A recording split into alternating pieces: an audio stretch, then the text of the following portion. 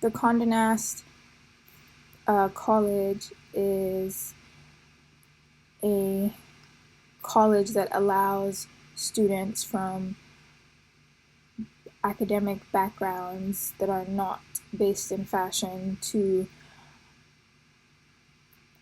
learn about the principles and fundamentals of fashion design whilst being exposed to key players in industry, learning from them through talks and being able to network with them, all whilst being based in London, one of the fashion capitals of the world. My motivation to apply for the scholarship was mainly because there are not a lot of fashion houses. Well, there are almost no fashion houses with proper accreditation that you can obtain a degree from in West Africa. There also is not a localized and focused think tank or even group or community where you can go in and have people and key players in the industry come and speak to you and advise you and network with them, at least not in a school setting for someone who wants to gain certification or a proper academic degree.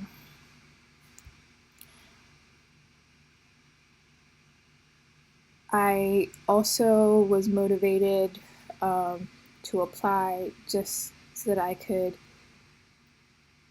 follow my passions. One of the reasons why I became so interested in fashion was because I watched my mother sit down and make me a traditional outfit in one night.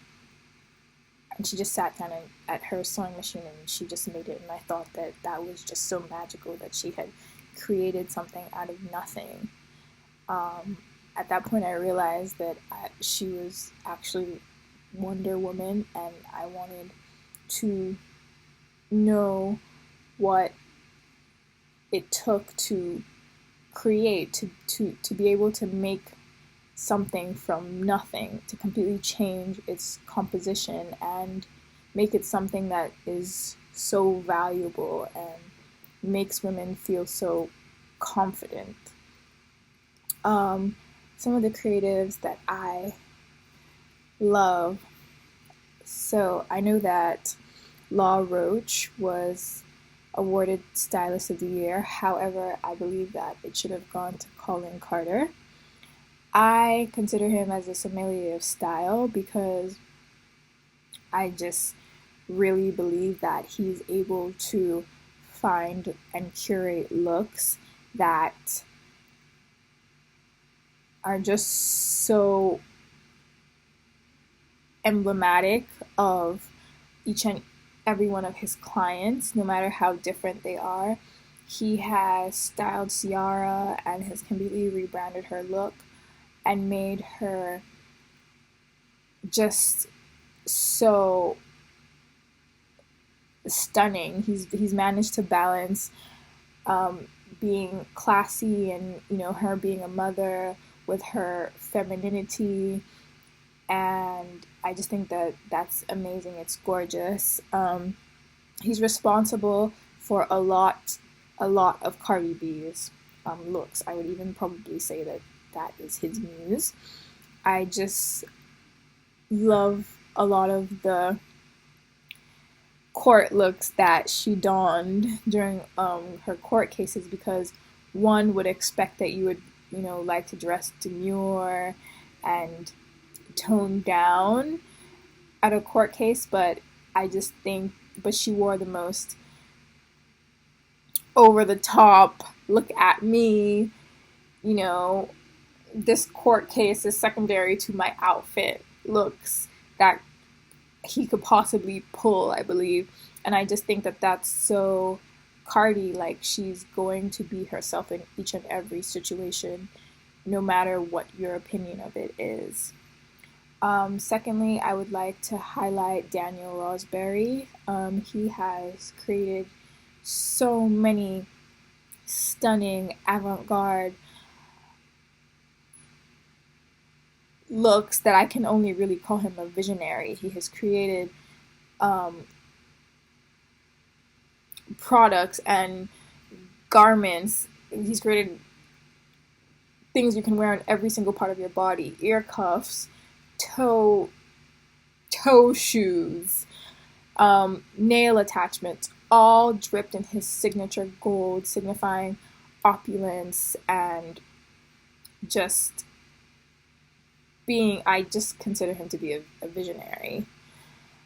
Thirdly, I would like to highlight CSM student Miss Sohi, who has taken the fashion world by storm. She has managed to take pieces and just and elements in nature and just blow them up into the most gorgeous, delicate, ethereal pieces.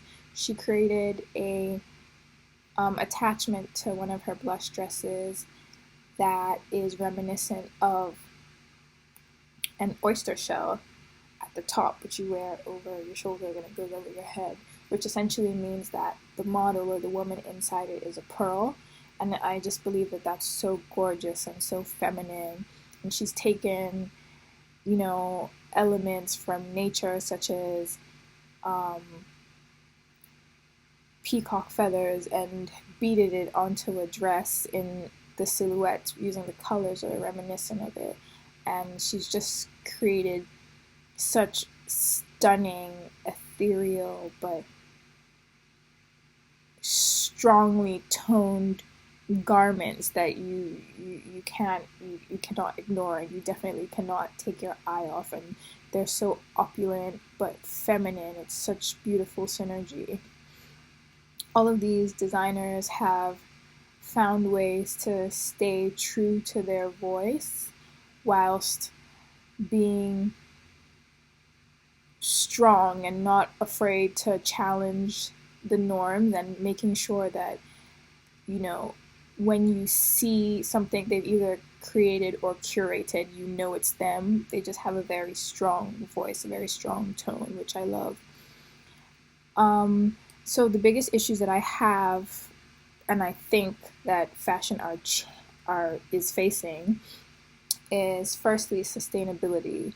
So certain designers such as Sammy Miro, she has done a lot to change the narrative when it comes to like old clothing. She creates a lot of pieces that she essentially upcycles. She deconstructs them, she reworks them, and she's made it trendy, to have, pieces that was once a pair of jeans and now it's a mini skirt or like a vest, and she just has a really interesting spin on, and which essentially prolongs the life of a garment. The Buy Rotation app is also doing a lot for the sustainability effort. They have recently posted that their dresses have the renting and the rotating of dresses and garments and clothes and bags and shoes has essentially saved about 66 Olympic size pools of water. It has saved 2,400 dresses from landfills, and I just think that's amazing. Secondly is creativity. I believe that there's an issue with fashion houses like Shein and Pretty Little Thing stealing from normally, black designers that don't have their platform, instead of including them in their creative processes. This was demonstrated when Guess tried to essentially steal the design and look of the Telfar bag. So those are the two things that I believe that fashion needs to put an effort into changing. Thanks so much for watching my video.